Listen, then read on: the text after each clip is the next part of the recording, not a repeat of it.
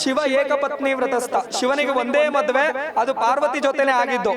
ಆಕಾಶ ಗಂಗೆಯನ್ನ ತಲೆಯಲ್ಲಿ ಇಟ್ಕೊಂಡಿರೋದಷ್ಟೇ ಸ್ವಾಮಿ ಜಡೆಯಲ್ಲಿ ಕಟ್ಟಿ. ಅವನು ಎರಡನೇ ಮದುವೆ ಆಗಿಲ್ಲ ಗಂಗೆಯನ್ನ.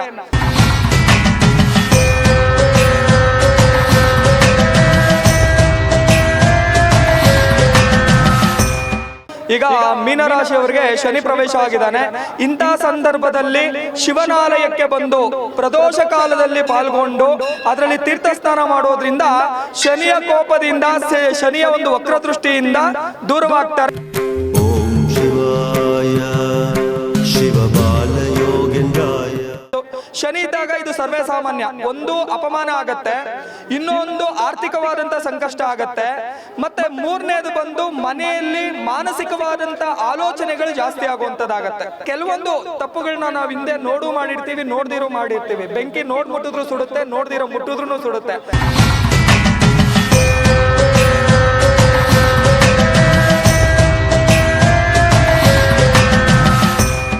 ಅಥವಾ ಪ್ರದೋಷ ಕಾಲದಲ್ಲಿ ಶಿವನ ಮೇಲೆ ಬಿದ್ದಂತ ತೀರ್ಥದಲ್ಲಿ ನಾವು ಸ್ನಾನ ಮಾಡೋದ್ರಿಂದ ಈ ರೀತಿಯಾದಂತ ಎಲ್ಲಾ ಗ್ರಹ ದೋಷಗಳಿಂದ ಮುಕ್ತಿ ಆಗುವಂಥದ್ದು, ಅವ್ರಿಗಿರ್ತಕ್ಕಂಥ ಸಕಲ ದಾರಿದ್ರ್ಯಗಳು ಸಂಕಷ್ಟಗಳು ಸಹ ನಿವಾರಣೆ ಆಗುತ್ತೆ ಅಂತೇಳಿ ಸಾನ್ನಿಧ್ಯದ ಒಂದು ವಿಶೇಷ ಆಗಿರುತ್ತೆ. ಓಂ ಶಿವಾಯ ಶಿವಬಾಲಯೋಗೇಂದ್ರಾಯ. ಶಿವಾಯ ಶಿವಬಾಲಯೋಗೇಂದ್ರಾಯ. ಓಂ ಶಿವಾಯ ಶಿವಬಾಲಯೋಗೇಂದ್ರಾಯ. ಓಂ ಶಿವಾಯ ಶಿವಬಾಲಯೋಗೇಂದ್ರಾಯ. ಓಂ ಶಿವಾಯ ಶಿವಬಾಲಯೋಗೇಂದ್ರಾಯ. ಓಂ ಶಿವಾಯ ಶಿವಬಾಲಯೋಗೇಂದ್ರಾಯ. ಓಂ ಶಿವಾಯ ಶಿವಬಾಲಯೋಗೇಂದ್ರಾಯ.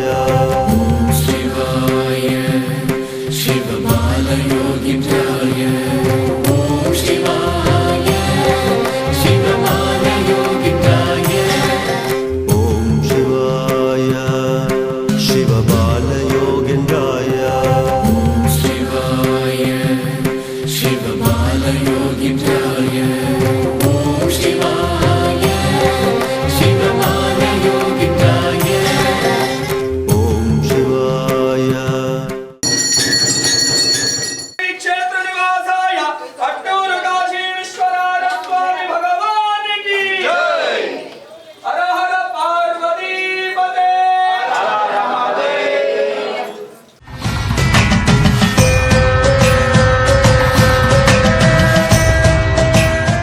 ಇವತ್ತಿನ ವಿಶೇಷ ಮಹಾಪ್ರದೋಷ, ಅದು ಗುರುಪ್ರದೋಷ ಬಹಳ ವಿಶೇಷ.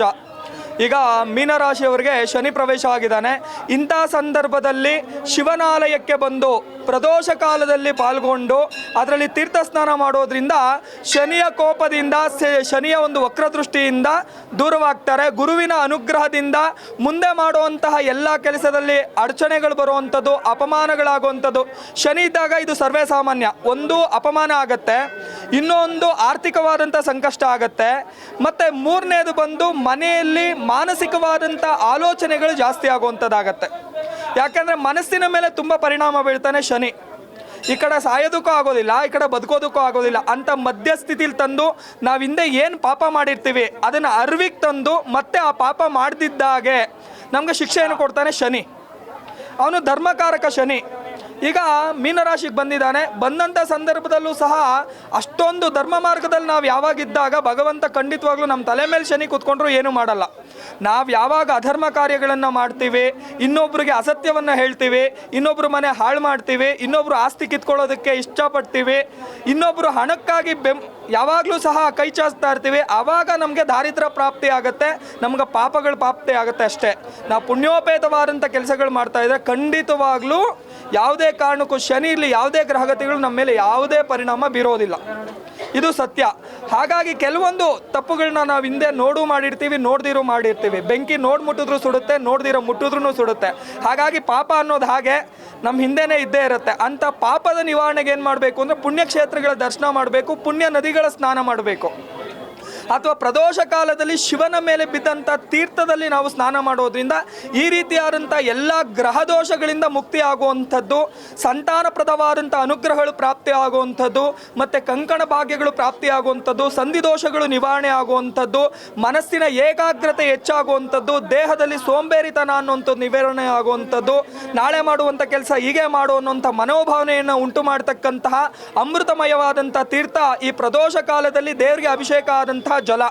ಈ ಜಲದಿಂದ ಯಾರು ಭಕ್ತಾದಿಗಳು ತೀರ್ಥ ಸ್ನಾನ ಮಾಡ್ತಾರೆ ಅವ್ರಿಗಿರ್ತಕ್ಕಂಥ ಸಕಲ ದಾರಿದ್ರ್ಯಗಳು ಸಂಕಷ್ಟಗಳು ಸಹ ನಿವಾರಣೆ ಆಗುತ್ತೆ ಅಂತೇಳಿ ಸಾನ್ನಿಧ್ಯದ ಒಂದು ವಿಶೇಷ ಆಗಿರುತ್ತೆ. ಇತಿಹಾಸ ಪೂರ್ವವಾದಂಥ ದೇವಸ್ಥಾನ, ಸುಪ್ರಸಿದ್ಧವಾದಂಥ ಕ್ಷೇತ್ರ, ಐತಿಹಾಸಿಕ ಪುರಾಣ ಪ್ರಸಿದ್ಧ ಕ್ಷೇತ್ರ ಅಂತ ಯಾಕೆ ಕರೀತಾರೆ ಅಂದರೆ ಸ್ವಾಮಿಯನ್ನ ಜನಮೇಜಯನ ಕಾಲದಲ್ಲಿ ಆಸ್ತಿಕ ಮಹಾಮುನಿಗಳು ಪ್ರತಿಷ್ಠೆ ಮಾಡಿರುವಂಥದ್ದು.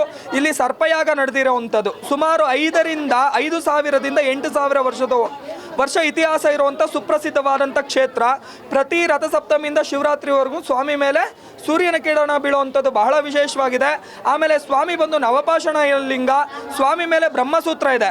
ಬ್ರಹ್ಮಸೂತ್ರ ಇರುವಂತಹ ಲಿಂಗವನ್ನು ಯಾರು ದರ್ಶನ ಮಾಡಿದ್ರು ಅವ್ರಿಗಿರ್ತಕ್ಕಂಥ ಸರ್ವ ದಾರಿದ್ರ್ಯಗಳು ನಿವಾರಣೆ ಆಗುತ್ತೆ ಅಂತ ಹೇಳಿ ನಂದಿ ಪುರಾಣ ಹೇಳುತ್ತೆ. ಅದರಲ್ಲಿ ಇಲ್ಲಿ ಸಂತಾನ ಭಾಗ್ಯಕ್ಕೋಸ್ಕರವಾಗಿಯೇ ಆಸ್ತಿಕ ಮಹಾಮುನಿಗಳು ಜನಮೇಜಯನ ಒಂದು ಮೇರೆಗೆ ಇಲ್ಲಿ ಸ್ವಾಮಿಯನ್ನು ಪ್ರತಿಷ್ಠಾಪನೆ ಮಾಡಿದ್ರು ಅಂತ ಹೇಳಿ. ಸರ್ಪಯಾಗ ಮಾಡಿದ್ಮೇಲೆ ಅವನ ಕುಲಕ್ಕೆ ಮಕ್ಕಳಾಗೋದಿಲ್ಲ. ಈ ಜನಮೇಜಯ ಯಾರು ಅಂದರೆ ಪರೀಕ್ಷಿತ ಮಹಾರಾಜನ ಮಗ. ಪರೀಕ್ಷಿತರ ಮಹಾರಾಜ ಯಾರು ಅಂದರೆ ಅಭಿಮನ್ಯುವಿನ ಮಗ. ಅಭಿಮನ್ಯು ಯಾರು ಅಂದರೆ ಉತ್ತರೆ ಗರ್ಭತನುಜಾತ ಅರ್ಜುನನ ಮಗ ಅವನು. ಸೊ ಹಾಗಾಗಿ ಅವನು ಪ್ರತಿಷ್ಠಾಪನೆ ಮಾಡಿರ್ತಕ್ಕಂಥ ಸಾನ್ನಿಧ್ಯ ಬಹಳ ವಿಶೇಷ. ಇವರು ಚಂದ್ರವಂಶದಲ್ಲಿ ಬರ್ತಾರೆ. ಇಲ್ಲಿ ಸರ್ಪನಾಯಾಗ ನಡೆದಿಂದ ಈ ಸ್ಥಳ ಬಹಳ ಶ್ರೇಷ್ಠ ಸುಪ್ರಸಿದ್ಧವಾದಂಥ ಕ್ಷೇತ್ರ ಆಗಿರುತ್ತೆ. ಹೌದು, ಇದು 2ನೇ ಕಾಶಿ ಅಂತಲೇ ಪ್ರಸಿದ್ಧ. ಈ ಕಾಶಿಗೆ ಯಾರೇ ಬಂದರೂ ಜರಣ ಮರಣಗಳ ಆಚೆಗೇನಿದ್ರೂ ಸಹ, ಅಂದರೆ ಕೃತಜನ್ಮ ಪಾಪಗಳು ಇರುತ್ತೆ.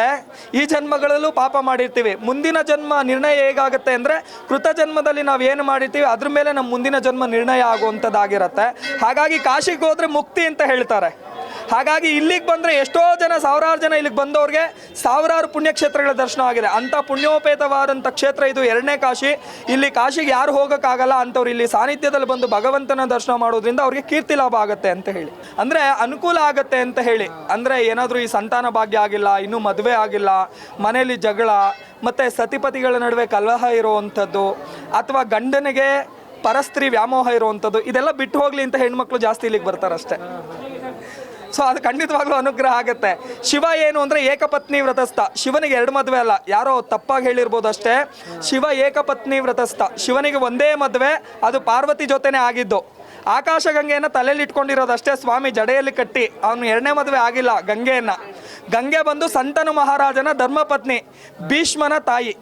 ಸೊ ಹಾಗಾಗಿ ಗಂಗೆಗೂ ಸಹ ಶಿವನಿಗೂ ಮದುವೆ ಆಗಿಲ್ಲ. ಇದು ಅಸತ್ಯ, ಜಾನಪದದಲ್ಲಿ ಹೇಳ್ಬೋದಷ್ಟೇ. ಶಿವ ಏಕಪತ್ನಿ ವ್ರತಸ್ಥ, ಅರ್ಧನಾರೀಶ್ವರ. ಅಂದರೆ ಇಬ್ರು ಹೇಗಿರಬೇಕು ದಾಂಪತ್ಯದಲ್ಲಿ ಅಂತ ತೋರಿಸೋದಕ್ಕೋಸ್ಕರವಾಗಿ ಅರ್ಧನಾರೀಶ್ವರ ಆದ ಸ್ವಾಮಿ. ಇದು ಬಹಳ ವಿಶೇಷ. 9 ಪ್ರದೋಷ ಕಾಲಗಳು ಸಾನ್ನಿಧ್ಯಕ್ಕೆ ಬರಬೇಕು. ಪ್ರತಿ ಕೃಷ್ಣ ಪಕ್ಷ ತ್ರಯೋದಶಿ, ಶುಕ್ಲ ಪಕ್ಷ ತ್ರಯೋದಶಿಯಲ್ಲಿ ತೀರ್ಥಸ್ನಾನ ಇರುತ್ತೆ.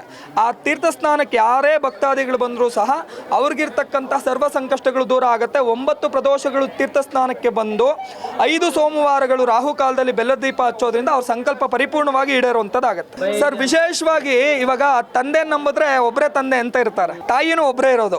ಹಾಗೆ ನಾವು ಕೆಲವೊಂದು ಸಾರಿ ಒಂದು ದೈವನ ಕೈಯಲ್ಲಿ ಹಿಡಿಬೇಕು. 100 ದೈವಗಳನ್ನ ಕೈ ಹಿಡ್ಕೊಂಡು ಹೋದ್ರೆ ಎಲ್ಲ ದೇವರು ಕೈ ಬಿಟ್ಬಿಡ್ತಾರೆ. ಅಂದರೆ ಶಿವ ಎಷ್ಟು ಸರ್ವಶ್ರೇಷ್ಠ ಭಕ್ತಾನುಗ್ರಹಕಾರಕ ಅನ್ನೋದಕ್ಕೆ ಸಾವಿರಾರು ಉದಾಹರಣೆ ಬರುತ್ತೆ. ಅಮೃತ ಮಂಥನ ಮಾಡಬೇಕಾದ್ರೆ ಕಾರ್ಕೋಟಕ ವಿಷ ಅಂತ ಗೊತ್ತಿದ್ರು ಸಹ ಜಗತ್ ಕಲ್ಯಾಣಕ್ಕೋಸ್ಕರವಾಗಿ ಅಮೃತ ಕುಡಿಯೋ ಥರ ವಿಷನ ಕುಡಿದು ಬಿಡ್ತಾನೆ. ಮತ್ತು ತನ್ನ ಪರಮ ಭಕ್ತನಾಗಿರ್ತಕ್ಕಂತಹ ರಾವಣೇಶ್ವರನಿಗೆ ತನ್ನ ಆತ್ಮಲಿಂಗನೇ ಕೊಟ್ಬಿಡ್ತಾನೆ. ಜಗತ್ತೇನಾದರೂ ಪರವಾಗಿಲ್ಲ, ನನ್ನ ಭಕ್ತ ಚೆನ್ನಾಗಿರಲಿ ಅಂತ ಹೇಳಿ. ಅಂಥ ಕರುಣಾಸಾಗರ. ಮಾರ್ಕಂಡೇಯನ್ಗೆ ಸಾವು ಬಂದ್ಬಿಟ್ಟಿರುತ್ತೆ ಹತ್ರ. ಯಮಧರ್ಮರಾಯ ಬಂದು ಮುಂದೆ ನಿಂತಿರ್ತಾನೆ, ಶಿವ ಅಂತ ಕರೀತಾನೆ, ಓಡ್ ಬಂದು ತ್ರಿಶೂಲದಲ್ಲಿ ಚುಚ್ಚಿಬಿಡ್ತಾನೆ ಯಮನಿಗೆ. ಅಂತಹ ಕರುಣಾಕರ ಶಿವ. ಅಂದರೆ ಶಿವನ ಮೀರಿದಂತಹ ಮತ್ತೊಂದು ಶಕ್ತಿ ಇಲ್ಲ ಅಂತ ಹೇಳಿ. ಎಲ್ಲ ಗಣಗಳಿಗೂ ಅಧಿಪತಿ ಶಿವನೇ ಆಗ್ತಾನೆ. ನೀವು ಮಂತ್ರದಲ್ಲೂ ಕೇಳ್ಬೋದು. ಮಧ್ಯ ಯಾರಿರ್ತಾನೆ? ವಿಷ್ಣು. ಅಗ್ರದಲ್ಲಿ ಯಾರಿರ್ತಾನೆ? ಶಿವ. ಮೂಲದಲ್ಲಿ ಯಾರಿರ್ತಾನೆ? ಬ್ರಹ್ಮ. ಹಾಗಾಗಿ ಅಗ್ರ ಪೂಜೆ ಯಾರಿಗೆ ಸಲ್ಲುತ್ತೆ? ಶಿವನಿಗೆ. ಹಾಗಾಗಿ ಯಾವಾಗಲೂ ಅಗ್ರ ಪೂಜೆ ಹೊಂದಿರತಕ್ಕಂಥವನು ಶಿವನೇ ಆಗಿರ್ತಾನೆ. ಹಾಗಾಗಿ ಶಿವನ ಧ್ಯಾನ, ಶಿವನ ಸ್ಮರಣೆ ಮಾಡೋದ್ರಿಂದ ಅಂದರೆ ನೀವು ಶಿವನಾಮ ಸ್ಮರಣೆ ಮಾಡಿದ್ರೆ ನೀವು ಪಾತಾಳದಲ್ಲಿ ಬಿದ್ದಿದ್ರೂ ಸಹ ಒಂದು ಹುಲ್ಕಡ್ಡಿ ಕೊಟ್ಟು ನಿಮ್ಮನ್ನು ಮೇಲೆತ್ತು ಬಿಡ್ತಾನೆ ಶಿವ. ಅಂತಹ ಕರುಣಾಕರ ಶಿವ. ಅದಕ್ಕೆ ಒಂದು ದೈವನ ನಂಬಿ ಸಾವಿರಾರು ದೈವಗಳನ್ನು ನಂಬಿ ನೂರಾರು ಕಡೆ ತಿರುಗೋದ್ರಿಂದ ಏನು ಪ್ರಯೋಜನ ಇಲ್ಲ. ಸದಾಕಾಲ ಒಂದು ದೈವದ ಸ್ಮರಣೆ ಮಾಡಿ ಖಂಡಿತವಾಗ್ಲೂ ಅಭಿಷ್ಟಾನುಗ್ರಹ ಆಗುತ್ತೆ. ಎಲ್ಲರ ದೇವರುಗಳ ಪೂಜೆ ಮಾಡಬೇಕು, ಆದರೆ ಮನಸ್ಸಿನಲ್ಲಿ ಒಂದು ದೇವ್ರಿಗೆ ಮಾತ್ರ ಜಾಗ ಕೊಡಬೇಕು. ಅಂದರೆ ಶ್ರೀರಾಮನನ್ನು ಎಲ್ಲಿಟ್ಕೊಂಡಿದ್ದ ಹನುಮಂತ? ಹೃದಯದಲ್ಲಿ ಇಟ್ಕೊಂಡಿದ್ದ. ಅದಕ್ಕೆ ಅವನೇನಾದ? ಚಿರಂಜೀವಿ ಆದ. ಹಾಗೆ ಯಾವಾಗಲೂ ಒಂದು ದೈವದ ಮೂಲವನ್ನು ನಾವು ಹುಡ್ಕೊಂಡು ಹೋಗಬೇಕು. ಎಲ್ಲ ದೈವದ ಮೂಲ ಹುಡ್ಕೊಂಡು ಹೋದರೆ ಎಲ್ಲರನ್ನೂ ಮನಸ್ಸಿನಲ್ಲಿ ಕೂರಿಸ್ಕೊಳ್ಳೋದಕ್ಕಾಗಲ್ಲ.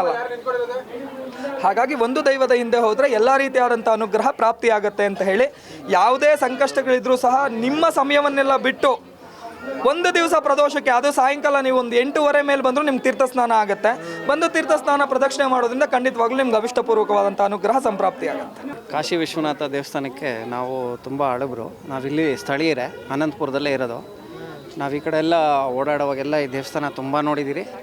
ಬಟ್ ಈ ನಡುವೆ ಇದಕ್ಕೆ ತುಂಬ ಮಹತ್ವ ಅನ್ನೋದು ನಮಗೆ ಇವತ್ತೇ ಗೊತ್ತಾಗಿರಿ. ಇವತ್ತಂದರೆ ಒಂದು 6-7 ತಿಂಗಳಿಂದನೇ ಗೊತ್ತಾಗಿರೋದು. ಅದಕ್ಕೆ ಮುಂಚೆ ಬರ್ತಾಯಿದ್ರಿ, ವರ್ಷಕ್ಕೊಂದ್ಸತಿ ಬಂದು ಪೂಜೆ ಮಾಡ್ಕೊಂಡು ಹೋಗ್ತಾಯಿದ್ರಿ ಅಷ್ಟೇ. ಬಟ್ ಈಗ ಒಂದು ವರ್ಷದಿಂದ ರೆಗ್ಯುಲರಾಗಿ ಬರ್ತೀರಿ, ರೆಗ್ಯುಲರಾಗಿ ದೇವರ ದರ್ಶನ ಮಾಡ್ಕೊಂಡು ಆಶೀರ್ವಾದ ತೊಗೊಂಡು ಹೋಗ್ತೀರಿ.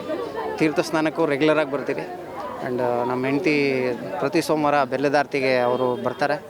ಸೊ ನಮಗೇನು ಒಂದು ಅಡಚಣೆಗಳು ಜೀವನದಲ್ಲಿ ಏನೇ ಒಂದು ಕಷ್ಟಗಳು ಬಂದಾಗ ಅದು ಸ್ವಾಮಿ ಮುಂದೆ ಇಟ್ಟಾಗ ಅದಕ್ಕೆ ಧೈರ್ಯ ಬರುತ್ತೆ. ಅದನ್ನು ತುಂಬಿಸ್ಕೊಂಡು ಅದನ್ನು ನಿಭಾಯಿಸ್ಕೊಂಡು ಹೋಗೋದು ಹೇಗೆ ಅಂತ. ಸೊ ಒಳ್ಳೆಯದಾಗ್ತಾಯಿದೆ ಎಲ್ಲ.